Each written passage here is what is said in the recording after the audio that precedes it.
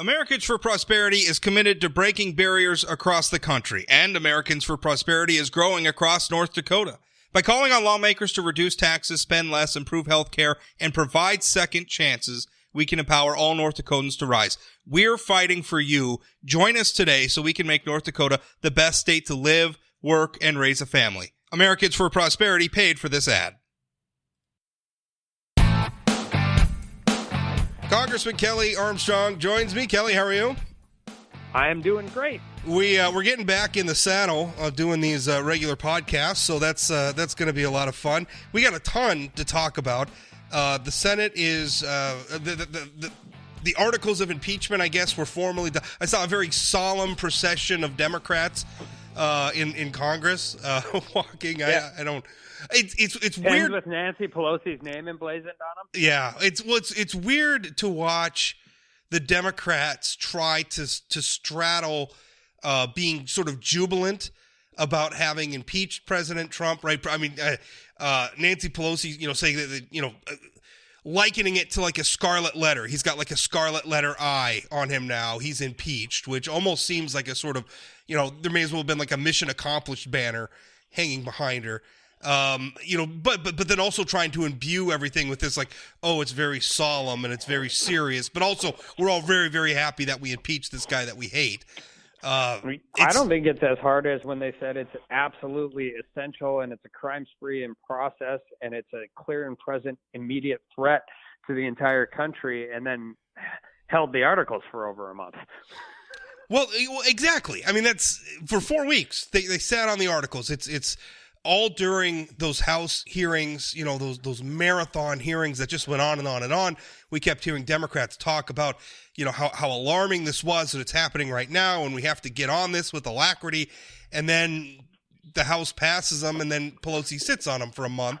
And now the Senate is, I'm watching on cable news right now, Senate is as we're recording this, the Senate is set to formally accept impeachment articles from the House. There were some new revelations, though, just in the last 24 hours that I wanted to ask you about. One is the Government Accountability Office has come out and said that the Trump administration violated federal law in withholding aid from Ukraine. What are you making of that report? Yeah, I have not read the report yet. It just came out, but I do know this. It's not the first time that's happened. Obama got hit for breaking the law by GAO on Obamacare. I don't remember the impeachment proceedings and the celebrations and shutting down all productivity for the entire Congress because of the Obama administration broke the law according to GAO either. But I'll read it. I want to see it. I want to know what it says. I have not read it yet. It's interesting because a lot of and this is going to get down in the weeds a little bit, but a big complaint is that President Trump violated, I think it's like the 1974 Budget Control Act. And that's kind of an interesting constitutional question. I agree. It's related to whether or not the executive branch can essentially impound funds. And 1974, I think Congress passed the Budget Control Act because they didn't like something Richard Nixon was doing. And I'm forgetting what that was about. But just about every president before Nixon, up to and including some of the founding fathers, like I think Thomas Jefferson at one point impounded funds.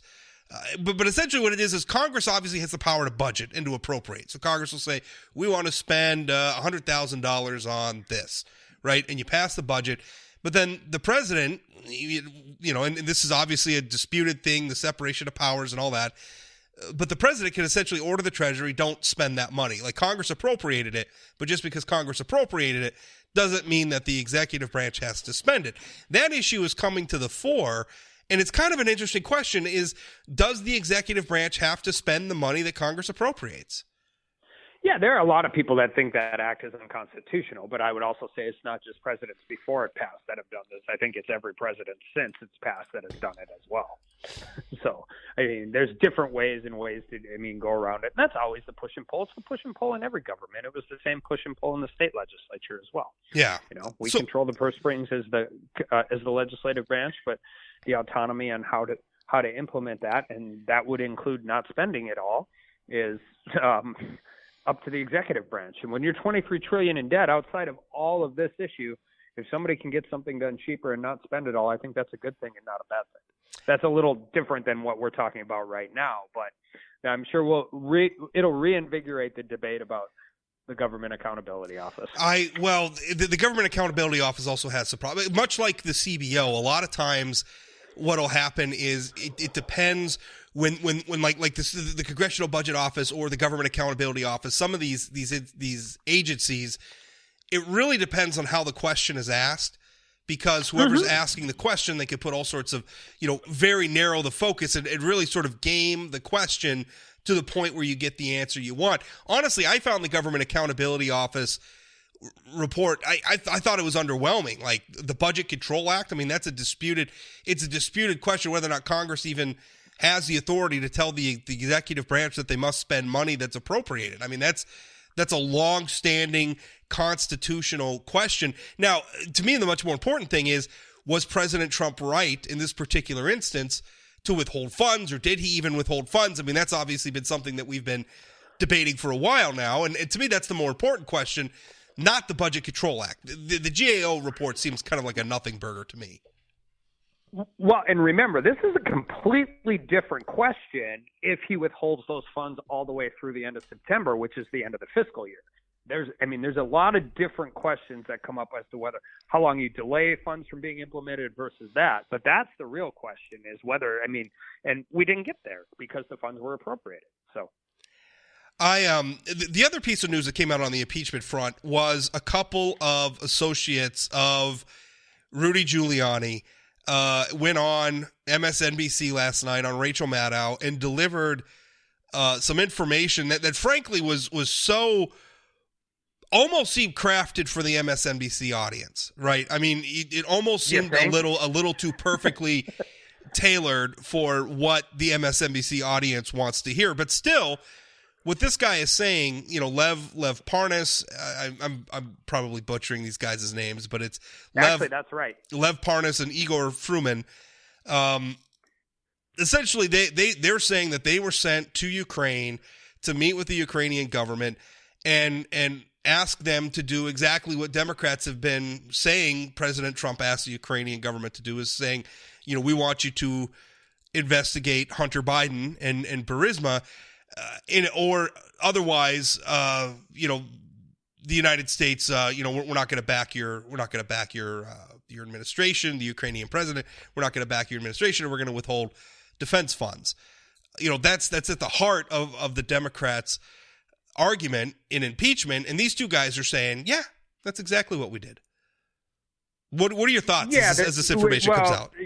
I'm going to put my old criminal defense attorney hat on. It's almost like when you had months and months to read the transcripts that have come out publicly throughout the course of the House impeachment proceeding, and you're under federal indictment, and everything you say fits absolutely perfect into that and is delivered in a way that will derive you the absolute most benefit in your own criminal case. I get a little skeptical.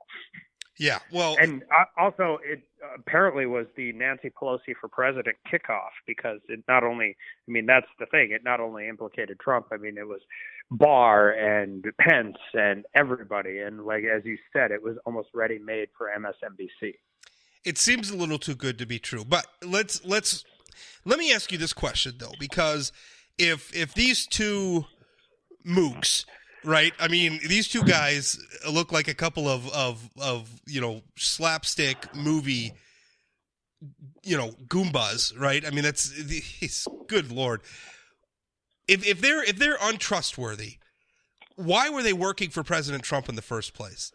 Is that not a fair their relationship was with Rudy Giuliani, and I don't think anybody who has degree of they met.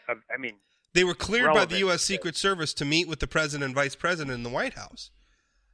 Well, sure, but there's lots of meetings with people at the White House. Okay. There are tons of meetings at the White House, and that is something I'm sure will be made a lot of. But it's not that happens all the time, and there's no doubt that whatever their relationship is began and end through Rudy Giuliani. Is it fair to say that President Trump sometimes makes bad personnel decisions? That he sometimes surrounds Absolutely. himself. I think that is probably the one single, and not just here, that would be the biggest criticism I would have of this administration is some of the people that he's hired and are no longer there. And also, I mean, one of the things that when we're working on things here, one of our things, we have great people at the top of the agencies right now, and it's a great place to be, particularly if you're a state like North Dakota that's ag and energy centric and reasonable regulations, rollback of the regulatory reform. What they're not really great at is getting those undersecretaries and that second level of people in place to go out and implement those programs. So it's on both accounts, it would be my one criticism, or my one major criticism of the White House and this president. And some of that's just because he really was truly an outsider coming in. But when you've got, whether it's Wheeler or Bernhardt or all of these people that really have a better view on how those agencies should work, you still need the people right under them to implement it. Yeah. Well, even Giuliani. I mean, you look at. I don't think this guy ever got the message about the whole loose lips sink ships thing, because my goodness, Giuliani handled the whole thing poorly as well. And I think really created a lot of problems for President Trump that didn't really need to be created. I don't really understand why they went about this thing with Ukraine this way. I mean, there are proper and official channels for the U.S. government to investigate the Bidens and Ukraine and Burisma, and he didn't use those channels. I would push back on that a little bit, and I'm not going to be a Rudy Giuliani defender, but just in general. When you when you start this from the FISA application and the FBI lying on FISA warrants and the CIA and Brennan and McCabe and Comey and all of these different people and an entire political class that has not accepted the 2016 presidential election, and that's prevalent throughout what they call career federal employees in Washington, D.C.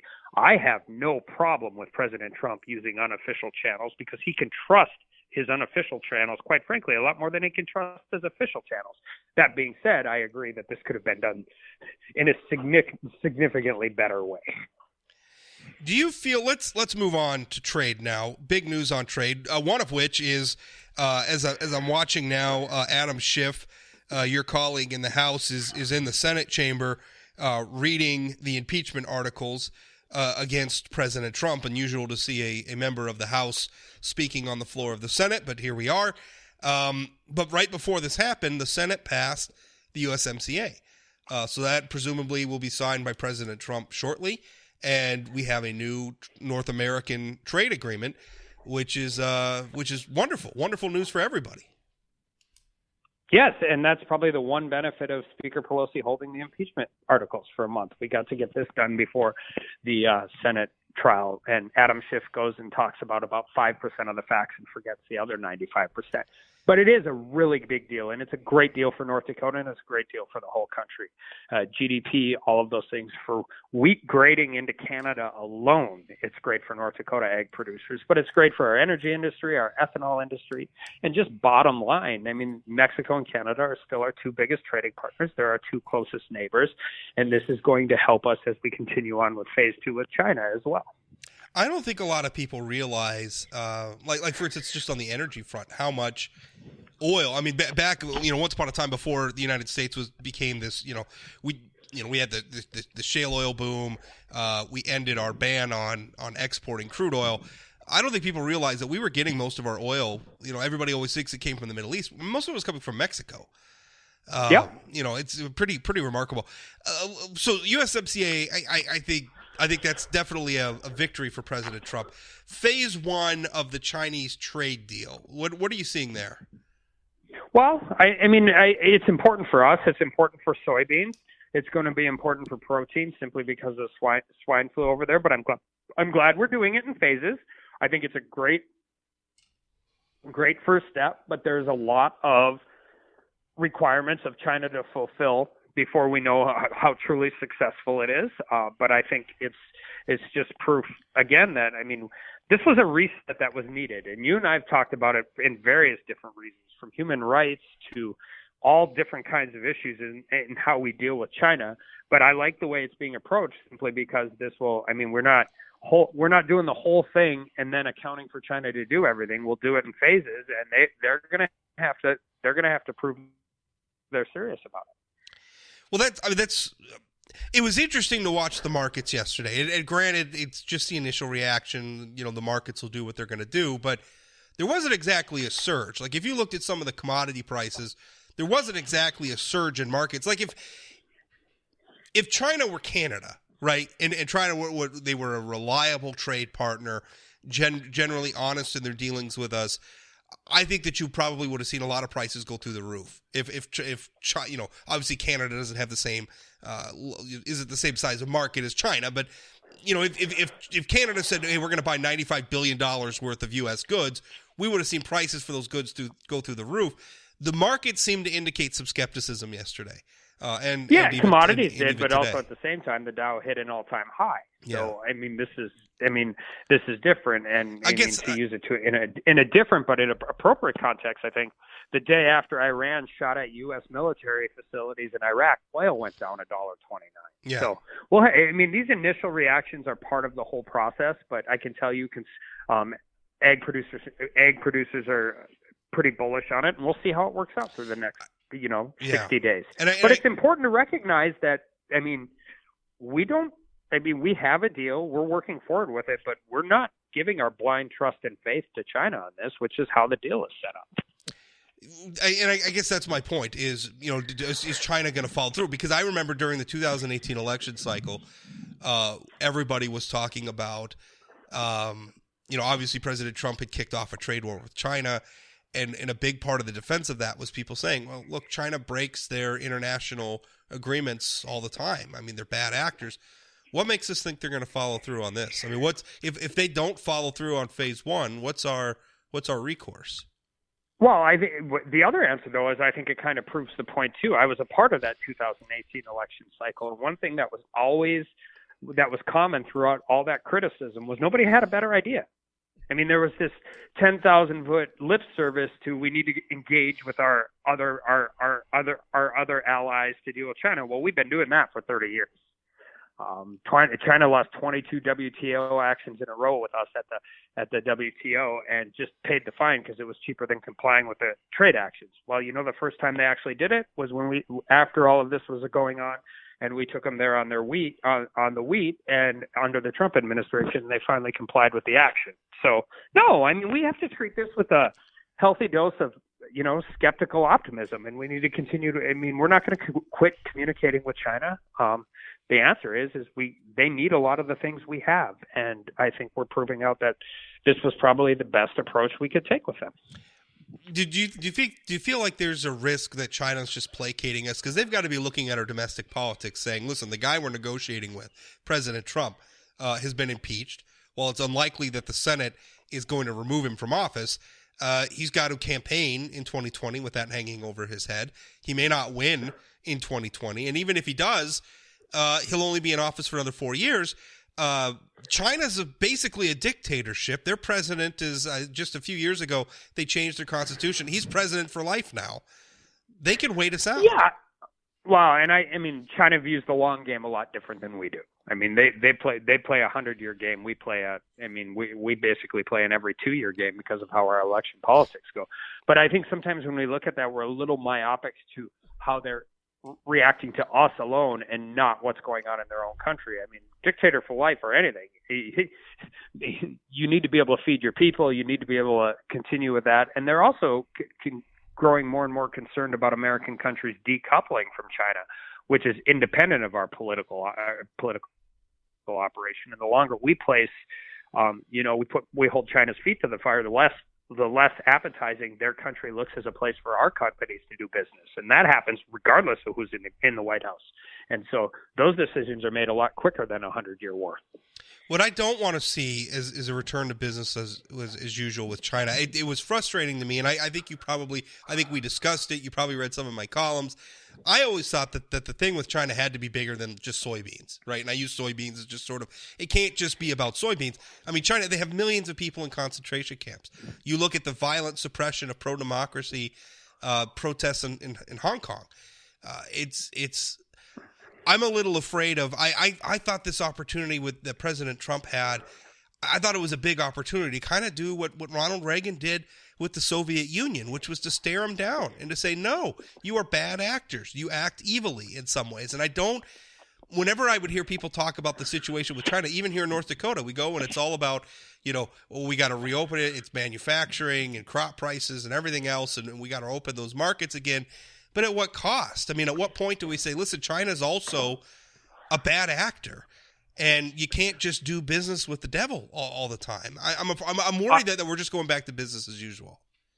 You know what? I agree with you. And you know who else agrees with you for a lot of different reasons are a lot of North Dakota's ag producers. And, I mean, obviously this is through a lot of different circumstances. It's been a terrible agricultural year in North Dakota, weather-related, all of these different issues. But the people on the ground didn't have the world's greatest deals with China to begin with. This wasn't the first time a shipment of soybeans got turned around by China. And second of all, people recognize we absolutely need a holistic reset for them.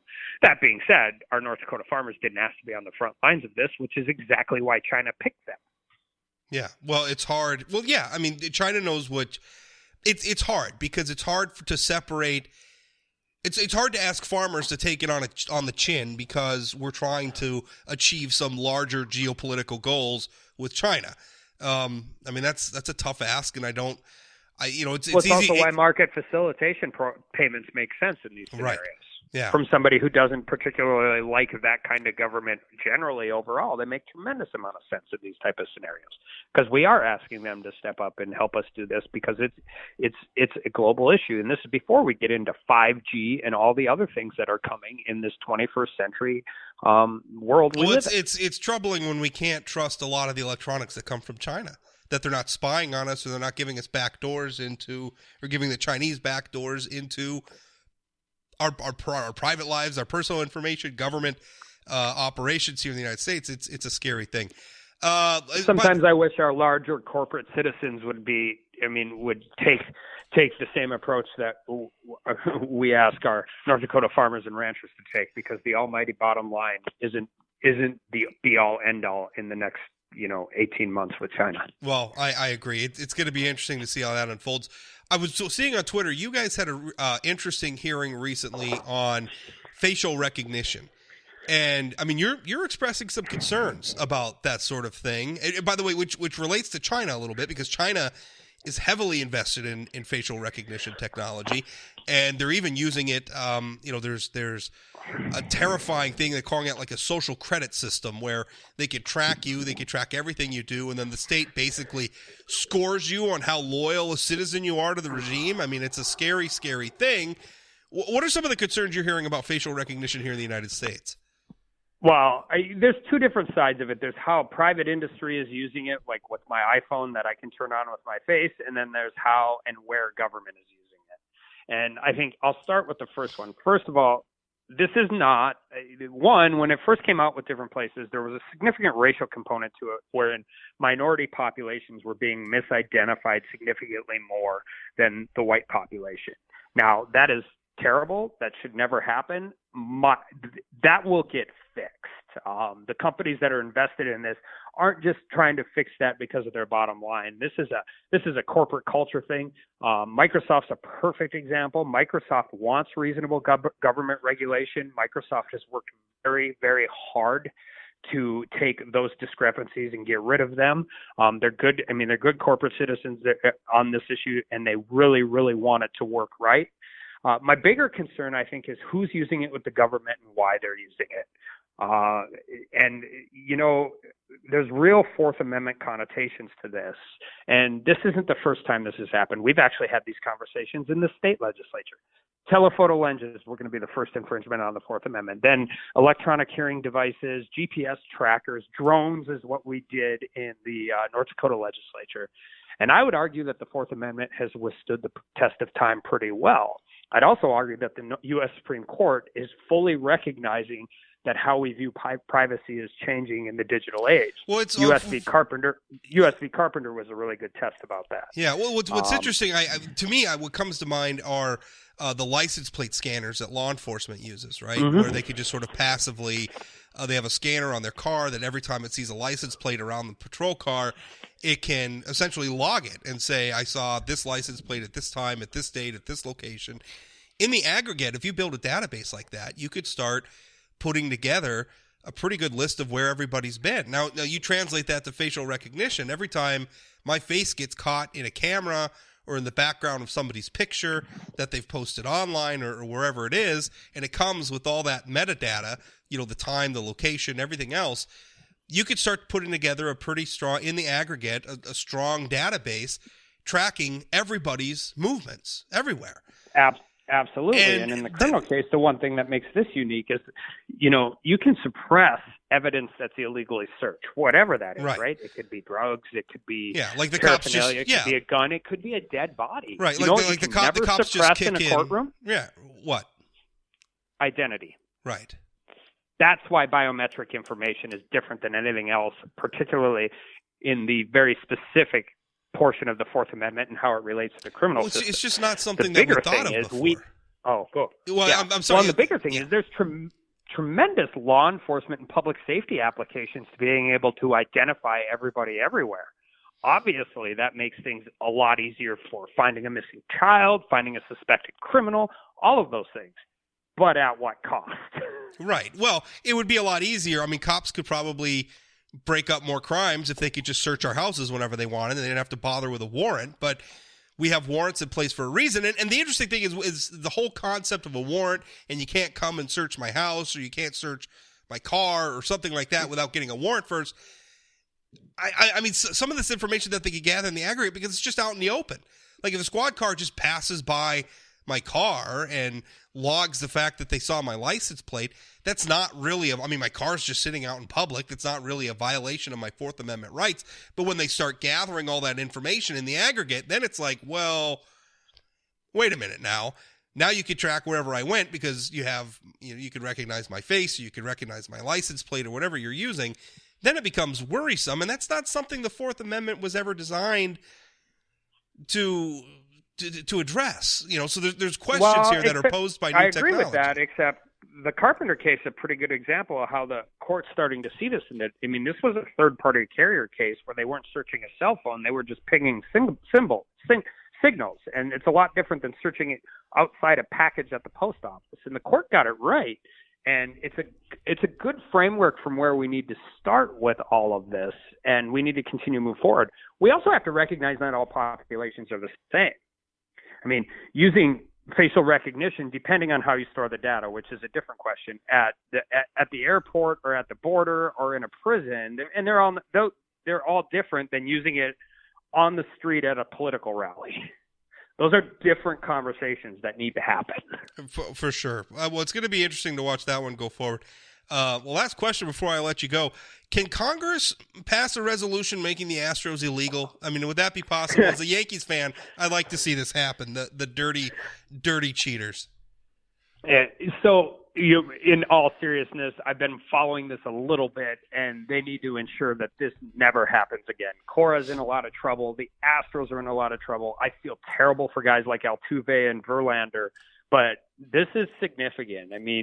There's a difference between being on second base and stealing a catcher's sign and this type of action. Well, that's fine. Or like the bench coach spotting something like a pitcher's pitching or tipping his pitches, and the bench coach sees it from the dugout and says, "Hey, when he goes to his hat or something, he's going to throw the changeup."